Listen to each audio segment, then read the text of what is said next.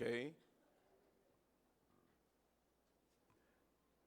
In verse number 21, then we will read verse number 32. No, medyo dadako kaagad tayo mga kapatid doon sa verse number 32 para maiksi po yung ating babasahin. All right? Are you with me na? Again, the context starts with Lazarus when he was sick, and then the death, and then the resurrection. If you'll study that, di ba? Una yung pagkasakit ni Lazarus, and then yung kanyang pagkamatay, and then yung kanyang resurrection. Okay? That's the theme or the context of the of chapter 11.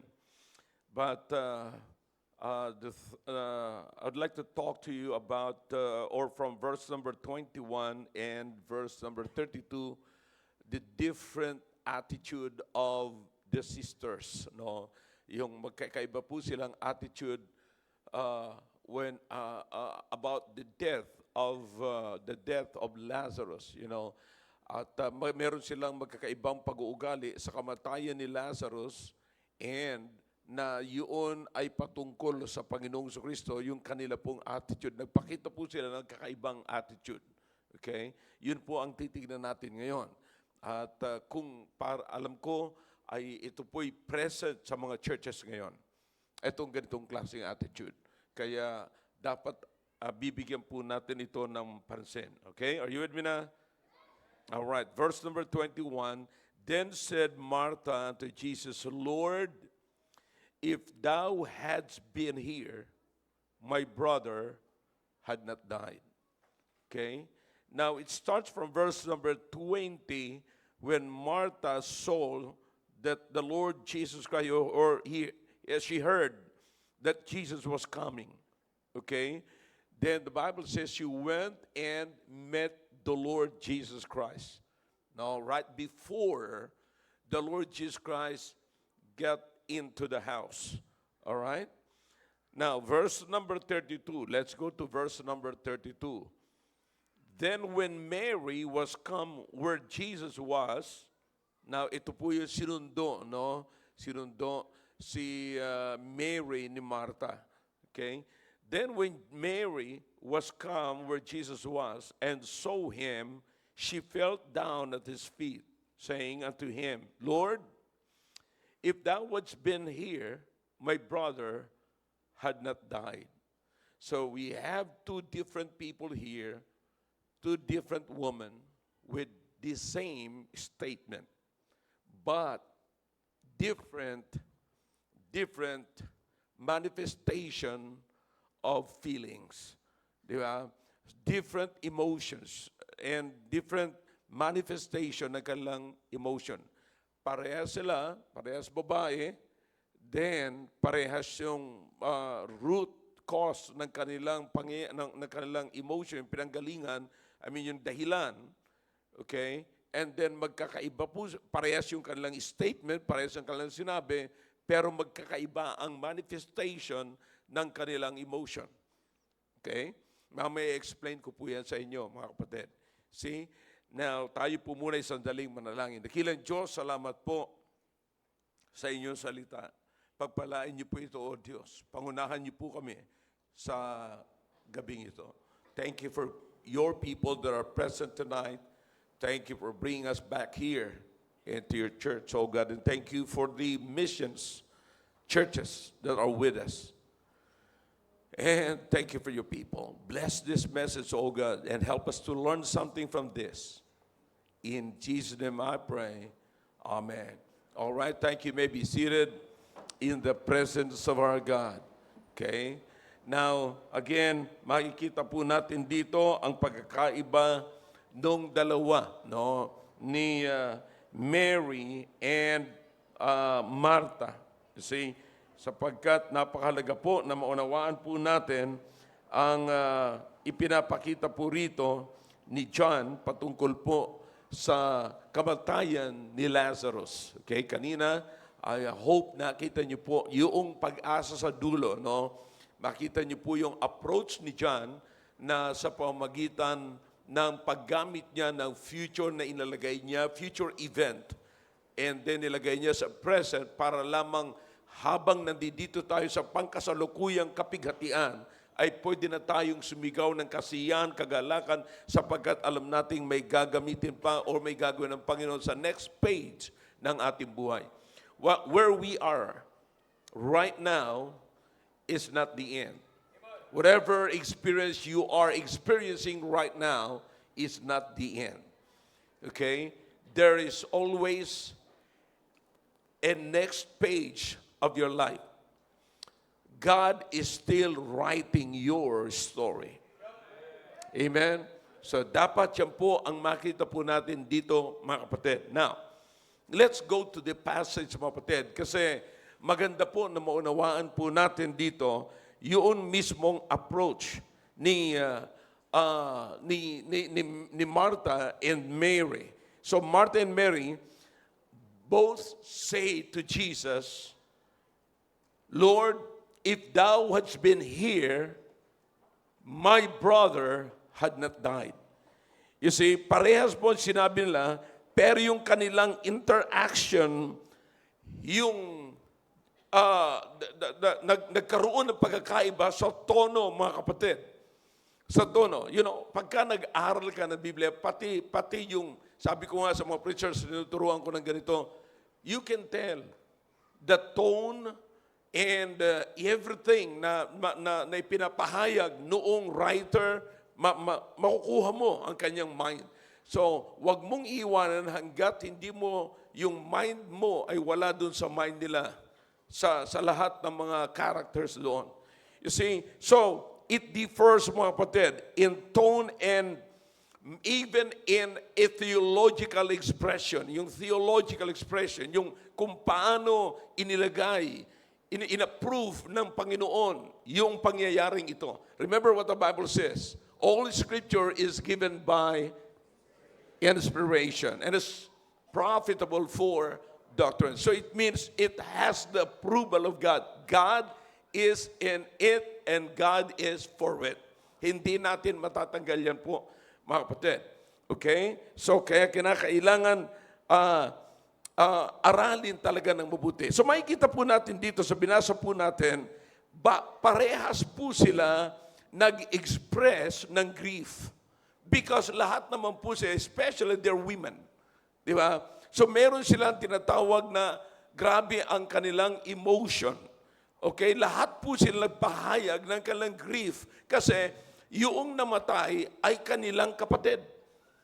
Alright? So remember that? Na kasi ang Panginoong Kristo, the grief, yung kanilang grief, mga kapatid, nagsama-sama na, yung emotion, they are experiencing a mixed emotion here because when they informed the Lord Jesus Christ about the death or that Lazarus was sick, in fact, like what I told you a while ago or this morning, sabi ko sa inyo, ginamit nila yung salitang, whom thou lovest was sick. Okay? Just to put pressure on the Lord Jesus Christ para ang Panginoong Kristo ay pumunta. It is just more than 3 point something kilometers and about 30 minutes walk. Pero ang Panginoong Kristo, it took him 2 days more to come to the house of Martha and Mary. You see? So just imagine that, mga kapatid. So naghalo-halo ng emotion. Bakit ang Panginoong Kristo hindi ka agad pumunta? Nung sinabi natin may sakit si Lazarus, yan lamang ay 30 minutes walk. Nakakapunta siya kung saan-saan, nagpapagaling siya ng mga may sakit, itong kanyang minamahal na kaibigan. Nandito pa siya nagpapahinga, dito tayo nagfe-fellowship.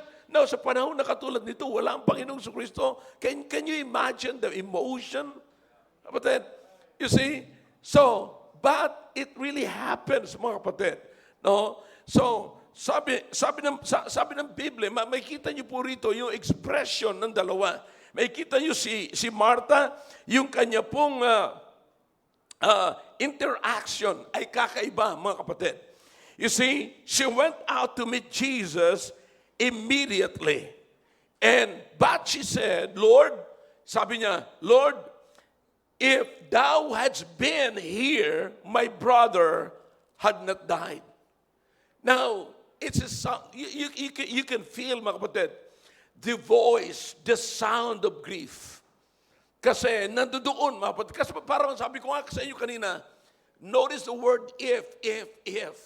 So, ang nakikita nilang pag-asa, kung pumunta ang Panginoon. Kung hindi pumunta ang Panginoon, tapos ang pag-asa. Nakuha niyo mo, kapatid? If thou hadst been here, kung nandito ka, kung pumunta ka rito, hindi sana nangyari ito. See that? So nandoon yung kanilang pag-asa. So parang they already lost their hope, mga kapatid, because Jesus did not come when they needed Him the most. All right? Now, so what happened now, you see the difference, mga kapatid. Here's the distinction. After she said that, after she uttered that verse number 21, immediately comes verse number 22. So I want you to see the importance, the distinction here, mga kapatid. Look at verse number 22. Are you still with me? But I know, you see, but I know that even now, whatsoever thou wilt ask of God, God will give it thee. You see that? So, meron siyang naiisip pa rin na parang, you're still God. I know you. You see, parang may magagawa ka pa rin eh. Kahit late ka na, may magagawa ka pa rin. Kahit ngayon ka lang dumating, may magagawa pa rin. Kaya nga, immediately, right after her statement in verse number 21, immediately, she spoke another word, or statement. All right, in verse number 22. Kaya nga, after she spoke another statement, then the Lord Jesus Christ also immediately gave his statement. All right? What is his statement? Verse number 23. Jesus said unto her, thy brother shall rise again. See? So nakikita ko po muna dito, mga kapatid, pinapakita ko muna sa inyo yung mga pagkakaiba ng mga statement ng dalawang ito. Okay? Yung statement pa lamang po ni Marta ito. Ngayon, sinasagot siya ng Panginoon. Nung nagpahayag siya sa Panginoon, ganito sabi niya, alright. Sabi niya, eto ang nangyari at kung nandito ka lamang, ganyan. Pero, sabi niya, ano man hingin mo sa Diyos, alam kong ibibigay, ipagkakaloob. Kaya sinabi naman kaagad-agad ng Panginoong Kristo, thy brother shall rise again. That's what he said. Thy brother shall rise again. But Martha misunderstood that statement. Look what happened here. Martha said in verse number 24, unto him, I know that he shall rise again in the resurrection at the last day. I told you this morning, mga kapatid, that she got it from the Pharisees. Because the Pharisees believe that in the last days, lahat ng namatay, all the dead will rise again. You see, that's what they believe. So that is in the last days. Mga kapatid, notice what the Bible says here. Si Mary, she holds this kind of belief. Pinanghahawakan niya po ang pananampalataya na ito, na isang araw, darating sa huling araw, na ang mga namatay ay muling babangon. Yan ang paniwala niya. Pero ang sagot ng Panginoong Jesucristo sa kanya, Jesus said in verse number 25, I am the resurrection. So, immediately he directed Martha's belief unto him. You see, kinuha niya kaagad and then dinala niya sapagkat merong hindi magandang pangunawa si Martha patungkol sa resurrection, sinabi niya, I am the resurrection. Alright? So this is it. So makikita po natin, yan ang paniwala ni Martha. How about Mary? Ito naman po yung reaction ni Mary. Si Mary, nung siya po ay, nung nabalitaan niyang Panginoong Kristo ay darating at nakita niyang umalis si Martha para sa lubungin ng Panginoong Kristo, then si Mary stayed in the home, still grieving. So she stayed home until she was picked up or summoned by her sister Martha. Okay, nanatili lamang po siya doon, mga kapatid. And she's still weeping. Patuloy po siyang umiiyak, mga kapatid. But when she met Jesus, she fell down at the feet of Jesus, and then the Bible says she uttered the same words that Martha uttered. Lord, if thou hadst been here, my brother had not died. And then the Bible says, wala nang kasunod. Nothing follows. Yeah? Now, ang pagkakaiba nila ni Martha, kay Martha may kasunod. But, di ba? Look at your Bible. Look at verse number 22. Kay Martha, but I know. But look at in verse number 33, nothing follows. Wala nang kasunod doon sa sinabi po, mga kapatid, ni Mary. Nagtapos lamang doon si Mary, mga kapatid. So, listen, they both are grieving. Pareha sila, mga kapatid. Maaaring si Martha nasa high tone, and then Mary was so down by her emotion. Lord, if thou hadst been here, my brother had not died. But Martha, Lord, if thou hadst been here, maaaring ganon. You see, now just imagine, but may kasunod. But whatever it is, listen, study, kapatid. Pag-aralan natin how the Lord Jesus Christ, look how the Lord Jesus Christ accepts all of their statements. Kung paano tinanggap ng Panginoon, yung sa isa ay parang medyo mataas, yung sa isa ay parang mapahinuhod, mga kapatid, na parang nagpapahayag ng brokenness. Pero kapatid, lahat po yan ay tinanggap ng Panginoon sa Kristo. Nauunawaan niya kung anong damdamin ng dalawa. So you understand, mga kapatid, na merong ganitong tao, merong mga ganitong klaseng mananampalataya na nabubuhay sa ibabaw ng lupang ito, na right at the presence of the Lord Jesus Christ, they both brought their emotions at the feet of Jesus.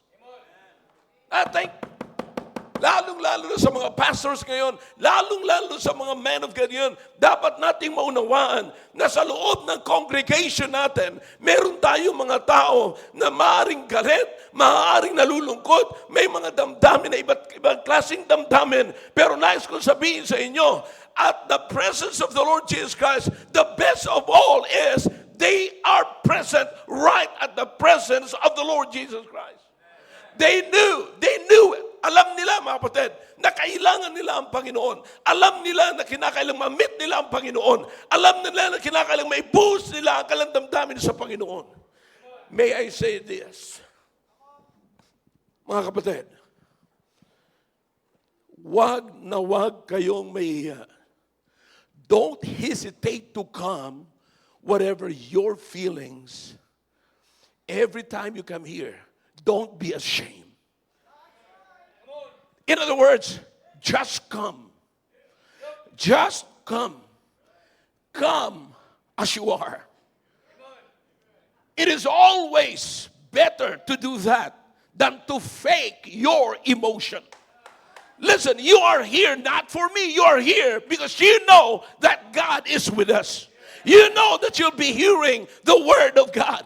So don't you come here playing like or trying to be someone with joy na parang wala kayong naranasan kalungkutan. Na parang wala kayong naranasan na nakapighatian or problema sa buhay ninyo. Kapatid, sa loob ng simbahan natin, every time you come here in this church, I understand. You often heard me says, ganito, ayokong sayangin ang pagpunta nyo rito. You remember that? Come on, talk back to me if you can. I don't want to waste your time, to waste your resources. I know the reason why you come here.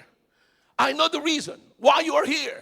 Alam ko kung bakit kayo pumunta rito. Alam ko kung sino ang dapat yung tagpuin. Alam ko kung anong dapat ninyong marinig. But you listen to me now. The worst of all, pag pumunta kayo sa church, na if-fake nyo na magkukunwari kayo masaya sapagkat nasa church kayo. O sinasabi natin lagi, maging ako sinasabi ko, nasa church na kayo, dapat masaya na tayo. Oh yeah, kaya ka natin sinasabing masaya na tayo sapagkat alam natin, meron kalutasan sa anumang kalungkutan na binigay sa atin ng mundo. But what I'm trying to tell you right now, brethren, is just come as you are. If you are in trouble, come with your trouble. Listen, anyways, you're gonna meet God and you're gonna listen to the preaching of the Word of God. You see, yan ang dahilan kung bakit kayo pupunta rito. Alam nyo na mayroong kalutasan.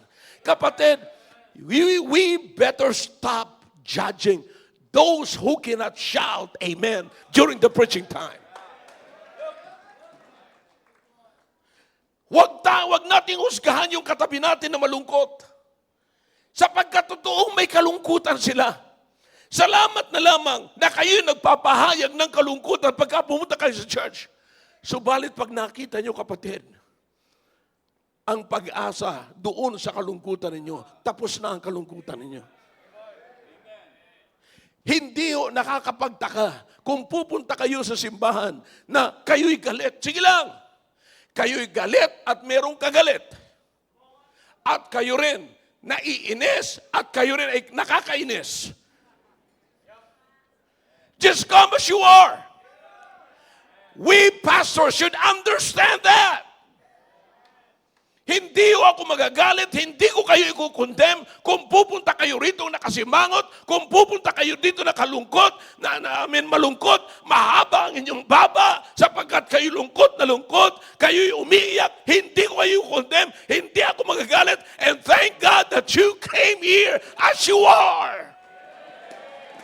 But you listen to me, there is God up in heaven that will meet your need. Oh yeah. Kapatid, this morning, I've seen a lot of people this morning, this auditorium, crying while I'm preaching. But thank God, it simply tells me that God meet you. Kinausap kayo ng Panginoon. Kaya tigilan natin, mga kapatid, yung pagtingin natin, itong katabi ko, nag-i-email, nagmamalak. Ang lakas na ng mga email ng katabi ko. Siya, pambira, parang, kapatid, hindi mo alam kung anong kabigatan meron siya. At ang kagandahan na lamang nito, naubos na ang kagandahan lahat sa buhay niya. Ang kagandahan na lamang ay nanatitira ay yung nandyan siya sa upuan at nasa harapan siya ng Panginoong Kristo. Ang pinakamaganda na lamang kay Martha and Mary is not that they can utter those words, mga kapatid. The best of all is they are in the presence of the Lord Jesus Christ, whom they knew they can still give them hope. He can still give them hope. May pag-asa sila sa Panginoon. Just imagine kung anong klaseng simbahan meron po tayo. Hindi po natin dito pinagbabawalan ng mga malungkot. Hindi natin pinagbabawalan dito ang mga galit. Kahit na sabihin yung galit kayo sa akin, punta pa rin kayo. Kahit na sabihin nyo, ayoko na marinig dyan si pastor, salamat naman at pumunta ka pa rin. Ang pinakamagandang na ginawa mo, wala akong sasabihin sa yung pangit ng ginawa mo, sasabihin ko lamang magandang ginawa mo na kahit galit ka sa akin, napunta ka rito, naupo ka at nakinig ka ng preaching na salita ng Diyos. Message is, hindi tayo dito nagpapalayas ng membro. Hindi tayo rito nagpapauwi ng membro. Kaya ang dahilan, yung mga tao ay nakaupo sa harap, hindi po sapagkat matino sila. Dapat silang maupo sa harap sapagkat kailangan nila ang salita ng Diyos. Man shall not live by bread alone, but by every word that proceeded out of the mouth of God. You need this word. Can you imagine the people, kapatid? Kaya dapat maunawaan ninyo. Si Martha and Mary, grabe yung grief nila. Akalain mo magkaiba, magkapatid sila, magkaiba sila. Pagkat magkapatid sila, mga kapatid, pero parehas ang nararamdaman nila. Panginoon. Siguro bago yan, bago nila tinext ang Panginoon, i-text kaya natin sila. I-text kaya natin ng Panginoon na pumunta siya rito kasi may sakit yung kanyang minamahal. Pero hindi dumating ang Panginoon. So, the emotions na nandyan sa puso nila, kapatid. And look what happened here. Si Martha,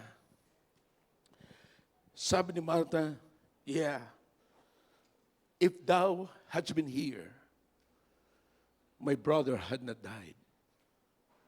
But, sabi niya, but.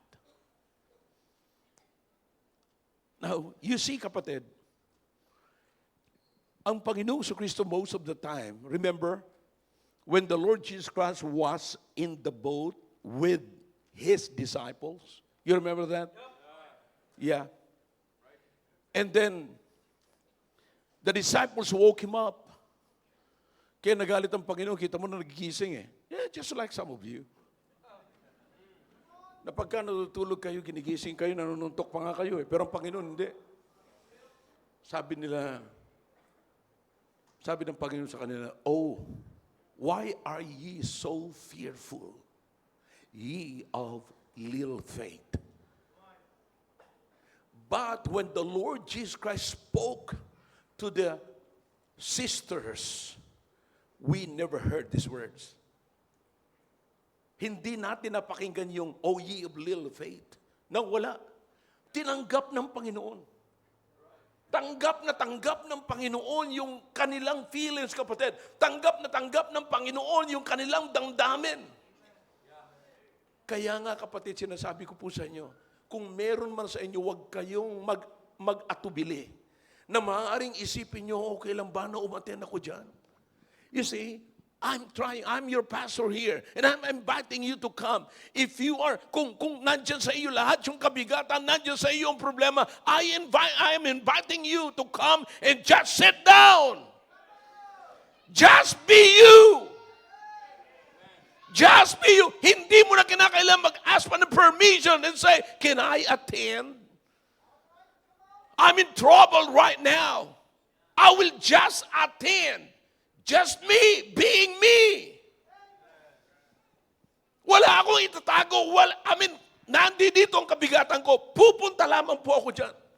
Hindi ako mag-amen, hindi ako mag-offering. Kahit hindi ka mag-amen, basta mag-offering lang. No. Hindi ka mag-offering, hindi ka kakanta, wala. Sige lang, just sit down. Because the good thing is your presence in the presence of the Lord Jesus Christ. And there is hope. And notice what happened here. Martha just keeps on going with the Lord Jesus Christ. Nakikipag-converse siya with the Lord Jesus Christ. And study the conversation, mga kapatid. Makikita niyo yung conversation, nag-uusap silang dalawa. Hanggang sabi niya, sabi ni Martha, yeah, I believe, anyways, that He will rise from the dead in the last day. Sabi niya. So makikita mo, mga kapatid, again, Martha holds the belief of the Pharisees. Pero sabi ng Panginoon, no, I am the resurrection. Hindi niya pa rin nauunawaan, kapatid. Hanggang sa literally, makita niya na si Lazarus was resurrected from the dead. Did you notice that? Kapatid, you might ask, why should I come? Asar na nga ako eh. Galit nga ako, bakit pupunta ako? Hindi na ako dadating sa... Yan ang pinakang grabe mong decision na maling decision. Ngayon, maaaring sasabihin mo ngayon, salamat na lang sa Panginoon na nagagalit ako kay Pastor, umattend pa rin talaga ako eh. Kasi kung hindi ako umattend, wala ako ngayon. Hindi ko narinig yung mensaheng ito. Kaya sa mga nanonood lamang po mga kapatid sa virtual service natin, hindi kayo makapunta rito kasi ayaw yung makita siya. You still have pain, you still grieving. Suffering from the pain na dinulot niya. Ngayon, nakikinig pa rin kayo. Pero nakikinig kayo ngayon, mas maganda nandito kayo ngayon. But you listen to me. Tignan niyo si Martha, nagpatuloy lang siya ng magpatuloy hanggang sa maunawaan niya. Yung sinasabi ng Panginoong Kristo, nasabi ng Panginoong Kristo, no, He's not gonna rise from the dead in the last days. Right now, He can. He can. Why? Because I am the resurrection. I am the resurrection. And then Mary was so sad. She was also grieving. Nagdadalamhati rin po siya mga kapatid. And then, dumating sa punto mga kapatid, na sabi ng Panginoon, sabi ng Biblia, look at what the Bible says there. And He, Jesus, was groaning in the Spirit and was troubled. In other words, parang maging ang Panginoong Kristo kapatid ay nakaramdam na hindi maganda.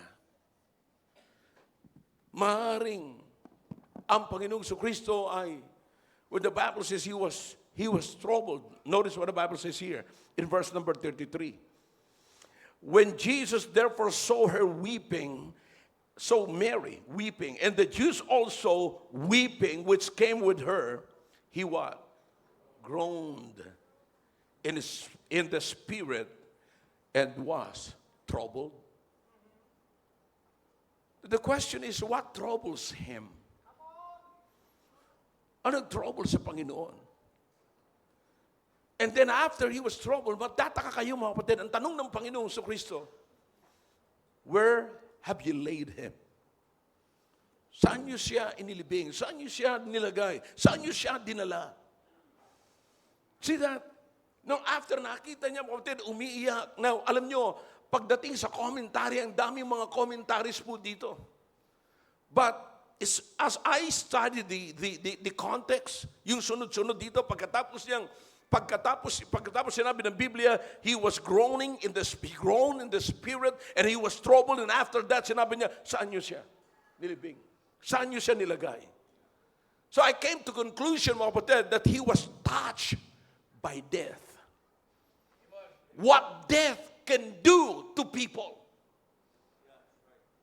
Ano ang nagagawa ng kasalanan, ng kamatayan sa tao? Death is separation.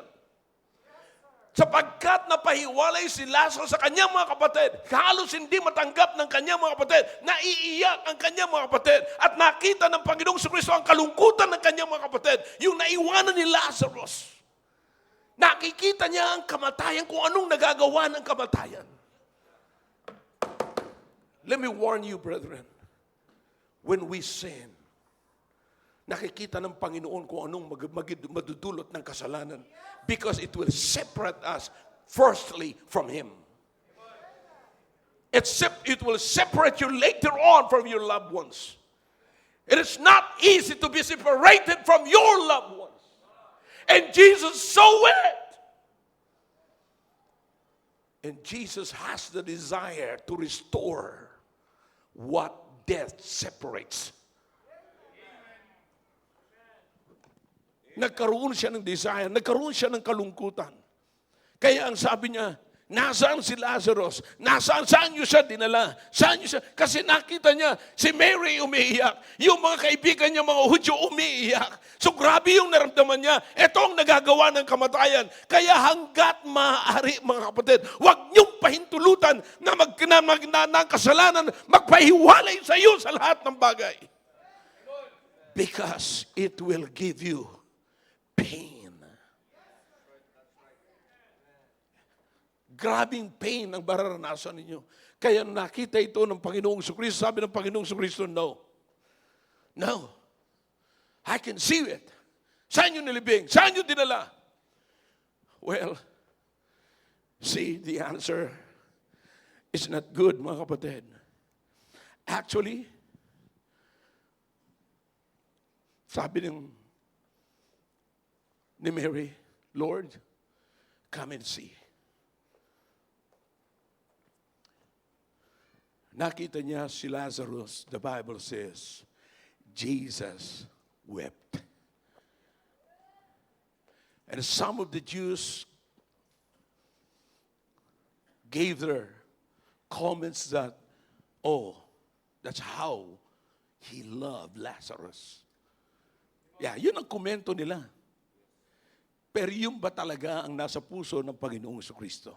Hindi masama yung komento nila. Tama yun. It has been approved right here. Nilagay po yan dito, mga kapatid. Kaya nandito yan eh. Well, yun ang komento nila. Yun ang nakikita nila sa Panginoong Jesucristo. Ganyan niya kamahal si Lazarus, kaya umiiyak siya. Pero sa Panginoong Jesucristo, kapatid, nakikita niya, look, malalaman mo ang sagot kung ano ang ginawa niya. This time, He's going to connect the broken cord. That death breaks, mga kapatid. Kung anong ginawa nung kamatayan, pinutol niya, sineparate niya yung mga magkapatid, sineparate niya yung mga magkaibigan, nagdulot ng painful na araw sa buhay po nila, mga kapatid. That's why ang Panginoong Jesucristo na trouble, nagalit ang Panginoong Jesucristo. And then look at this. Now, mauunawaan mo kung anong ibig sabihin ng resurrection. Nung sinabi ng Panginoong Jesucristo, I am the resurrection. Unti-unti si Mary at si Martha, nauunawaan niya kung anong ibig sabihin ng Panginoong Jesucristo. Ang sinasabi ko po sa inyo, mga kapatid, yan ang kagandahan, na bagamat hindi nyo gaanong naunawaan, nagpapatuloy ka because there's something within you that remains. And that is the very thing that will keep you going. Unti-unting nakikita niya anong ibig sabihin ng resurrection ito. Jesus is the only person who has the power to connect the broken cord again. Because He's got the power over death. To understand that, let's go to the book of 1 Corinthians chapter 15. Okay? 1 Corinthians chapter 15. Para maunawaan nyo ng mabuti. Alright? Chapter 15 of the book of 1 Corinthians is the chapter of resurrection. You remember that? It is a resurrection chapter. Remember, look in verse number 55. Whoa! Amen. Look in verse number 55. Are you with me now? Oh, what? Death, where is thy sting? Oh, grave, where is thy victory? The sting of death is what? Sin. And the strength of sin is the law. But thanks be to God, which giveth us the victory through our Lord Jesus Christ. Why? Because the only person that overcame death is the Lord Jesus Christ. The only person who has the power over death is Jesus Christ. Death is the last enemy of man. But Jesus overcame it. Amen. Tingnan niyo mabuti, mga kapatid. Kaya makikita niyo rito, nung nalungkot ang Panginoong Jesucristo, ipinakita ng Panginoong Jesucristo, kahit na naiyak siya, ipinakita niya kay Martha and Mary together, doon sa mga Jews, mga kapatid na nakapaligid sa kanya, na ipinakita niya, yung iniiyak ninyo, naiiyak ako sapat kung anong ginawa ng kamatayan sa inyo. Grabing kapighatian, pero gusto kong patunayan sa inyo, I have the power over death. Because in me, I am the resurrection. Go back to what Jesus said. I am the resurrection and the Verse number 25, life, he that believeth in me, though he were dead, yet shall what? He live. That's the power over death. Ang Panginoong Jesucristo lamang po ang merong ganyan. Salamat sa Panginoon. Mga kapatid, nais ko sabihin sa inyo, lahat ng yung mga nagsasabing na offend, kayong mga nandyan sa missions, kayong mga nandyan sa mga churches, akala nyo, pag na-offend kayo, katapusan na ng mundo. Nais ko sabihin sa inyo, kahit na anong klaseng offense o offended kayo, kung kayo may nakagawa ng offense at kayo ay offended din, akalain mo ma-offend kayo sarili nyong offense? But you listen to me, just keep going. Stay at the feet of Jesus. You're grieving, stay at the feet of Jesus. You feel like you have violated something, stay at the feet of Jesus. Show up in the presence of God. When the Lord Jesus Christ show up, show up. It doesn't matter who you are or what you are, just show up. Later on, you will understand who you are and what you are. Somebody here can testify na halos ayaw nyo nang magsimba, halos ayaw nyo nang magpakita mo pati. Pero ngayon makakapagsabi kayo, salamat sa Panginoon, nagpakita ako, salamat sa Panginoon, nagsimba ako, ngayon nag-i-enjoy pa rin ako ng pagpapala ng Panginoon.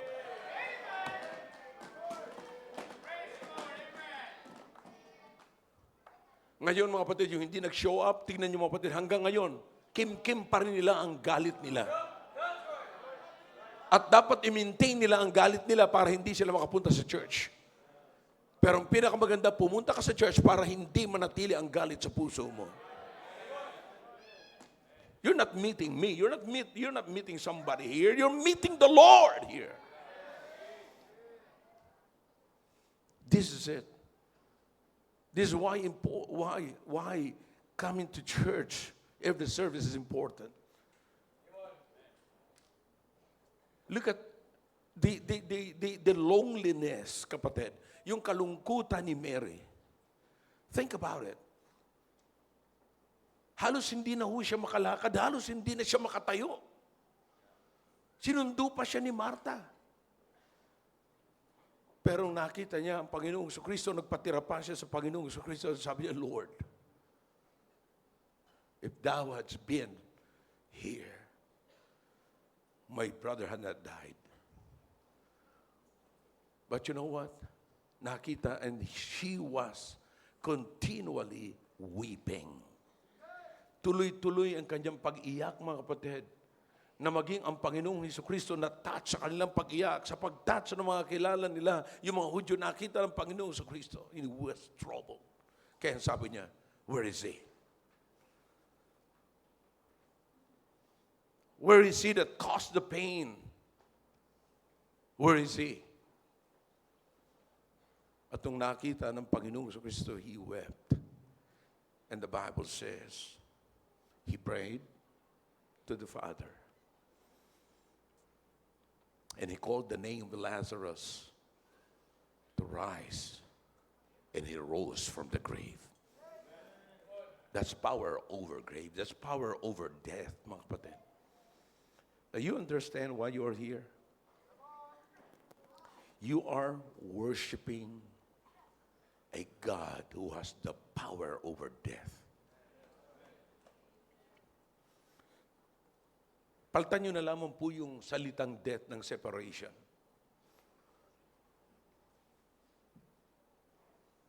Saan ka dinadala ng antok mo? Siniseparate ka sa pakikinig ng salita ng Diyos. Yeah, pinapayagan natin dito kahit yung mga nakainom. Listen, saan tayo dinadala? Saan tayo dinadala ng galit natin? Saan tayo dinadala ng pagka-offend natin? Saan tayo dinadala? You know, the devil is trying to separate us from God. Yan sana ang isipin natin mo. It's not about the person, it's about the devil. It's not the man or the woman na nagsalita sa iyo ng hindi maganda, mga kapatid. But it's about the devil. that wants you or desires to separate you from God. Separates you from the ministry. Separates you from the church. Separates you from the spiritual brethren. And Jesus hates it. Ayaw ng Panginoon na makakita ng ganyan. Ayaw ng Panginoon makarinig ng ganyan. Ayaw ng Panginoon na makarinig siya at makakita siya ng mga bagay, ng mga tao nagsiseparate at magpapahiwalay sa atin sa presensya ng Diyos. Ayaw ng Panginoon yung, you see that? Remember mga kapatid, napakaganda ng attitude ng Panginoon. Nung nakita niya yung children of Israel na nagsumisigaw doon sa Egypt, sa bondage mga kapatid, naghanap siya ng Savior with the person of Moses. Gumamit ang Diyos ng tao sa pamamagitan ni Moses para ano? Para palayain yung nasa bondage. Bakit ayaw niya ng ganun? Ayaw niya ang tao na nasa bondage. Ayaw niya na ang tao, ang kanyang anak ay nasa pain, mga kapatid. You understand that? This is not an emotional preaching. This is biblical preaching. That's why I'm showing you passages in the Bible. I'm showing you examples in the Bible. So he hates it. Ano dapat natin gawin ngayon, mga kapatid? Just keep going. If you need to be here, sit down. Just sit down. Just come. Come what you are. Come. Sit down and listen. Just keep going. Sige lang, sige lang. Isang araw, mauunawaan ko ito. Isang araw ipapaunawa at pag naunawaan ko to, matatanggal yung iyak ko, matatanggal yung pain ko, matatanggal yung galit ko, matatanggal yung inis ko, matatanggal lahat na hindi ko kailangan sa Kristiyanong buhay ko. Ilan sa atin ngayon na nakaupo rito na may dala-dala tayo sa loob natin, na nagiging parang normal na lamang sa atin, na pag pumunta tayo sa simbahan, kinikim-kim lamang natin yung galit.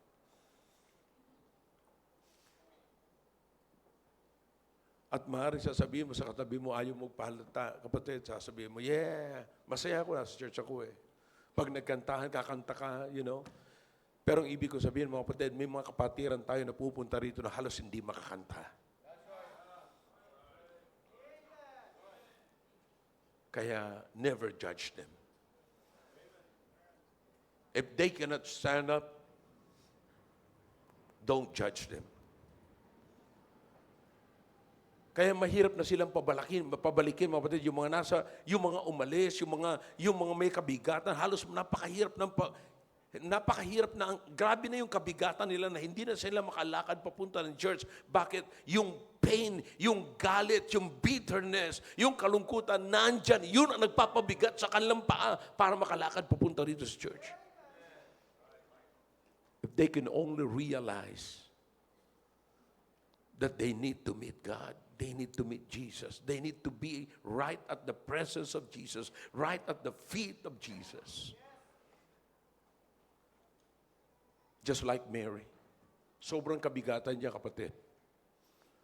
Pero salamat sa Panginoon. Minit niya pa rin ang Panginoon Jesucristo.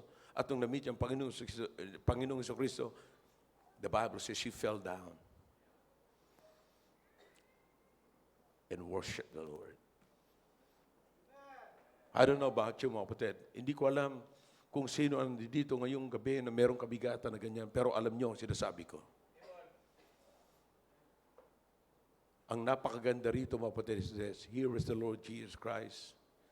She accepted both Martha and Mary welcomed by the Lord Jesus Christ. They are welcome in the presence of God. So you understand what I'm saying right now?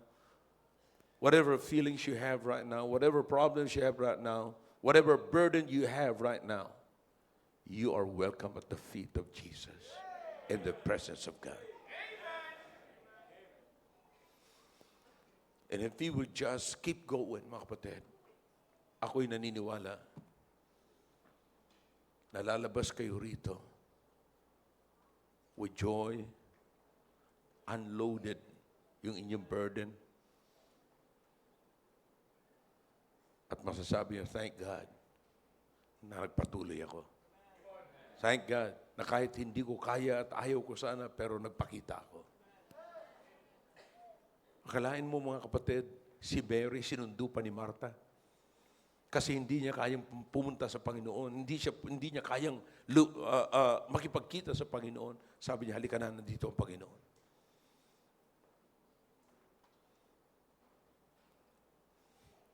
And she saw how the Lord Jesus Christ resurrected her brother. Ngayon, maliwanag ang lahat sa kanila. And before you know it, sa next page ng buhay nila, iba na sila. She anointed the feet of Jesus. Just go. When you get back, when you get home, read chapter 12. That's a continuation. Iba na sila.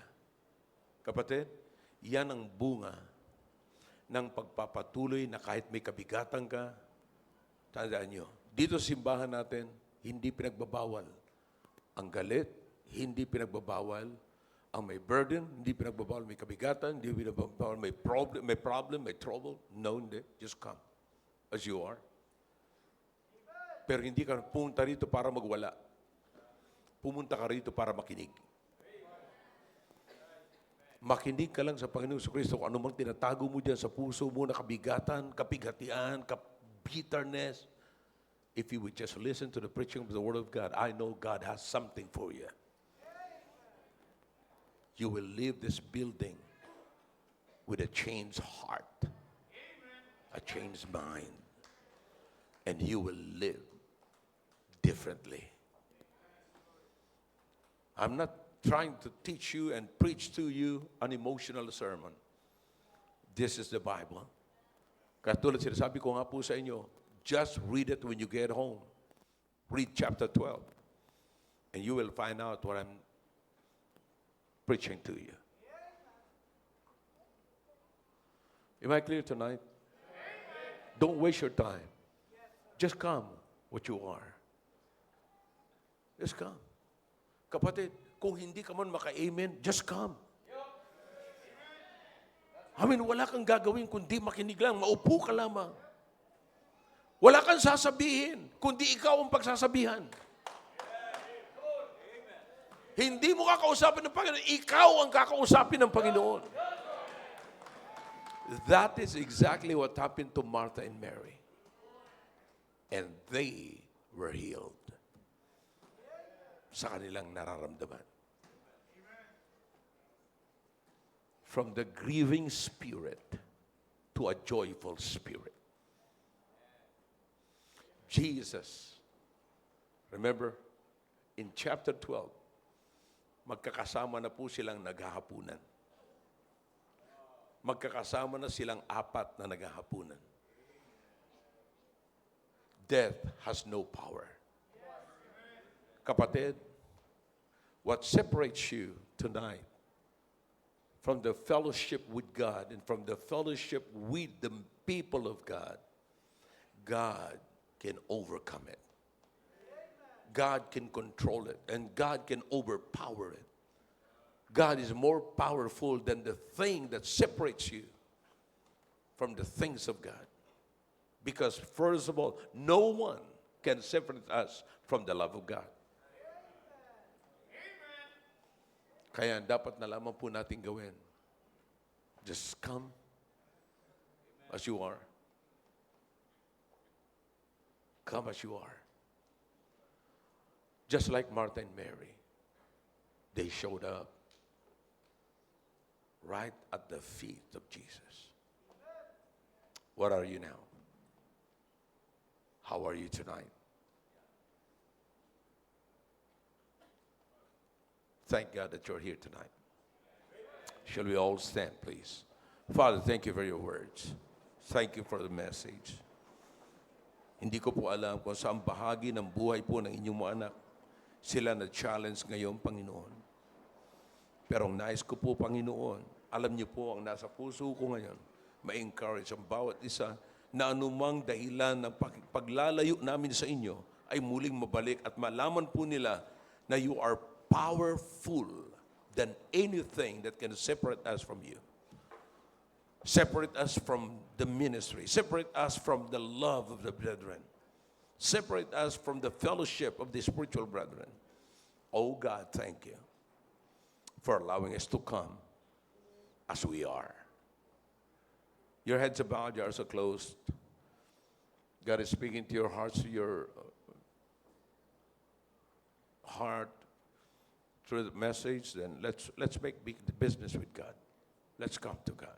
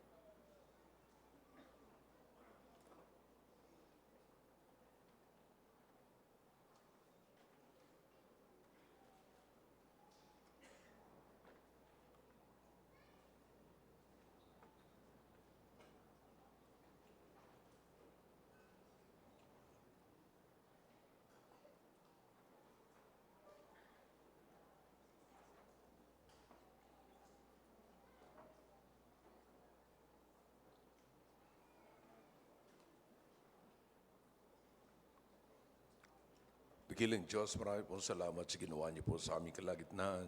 Thank you for touching the lives of your people. Thank you, O God. Thank you for speaking to our hearts. I pray, Father, please continue to speak to us. Because we understand, oh God, that we will just keep on going, keep on listening, keep that desire to learn and to be healed. It will come. And it's gonna happen. Thank you for your people.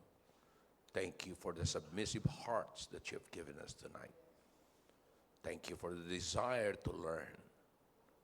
It's all, I believe, oh God, everything that we have right now comes from you.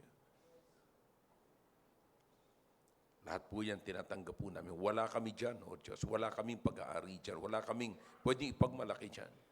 Even the desires of our heart, you're giving us. If we will just walk in your statutes, O God, you will give the desire of our hearts. So whatever we desire, if we are in your will, O God, it's all from you. Thank you. Thank you, O God. In Jesus' name, amen.